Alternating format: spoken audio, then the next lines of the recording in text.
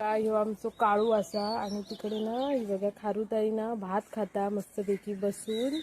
आणि ह्यो नालायक तेका बघता काळू कशी बिचारी मस्तपैकी बसून खाता ती तेका पकडूची हा म्हणान तो तिका असो एकदम बारीक बघता काळू मी पकडूक देते असं तुमका वाटला काय आता देतलं त्याच्या एक रपाटो आता मी तिका डिस्टर्ब केलंय ना म्हणून माका ह्या करता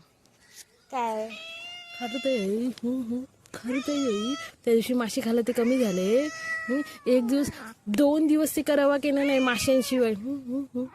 2 दिवस माशांशिवाय रवा केला नाही असो खारुताई कशाक बघता तिका खाऊन दे ना भात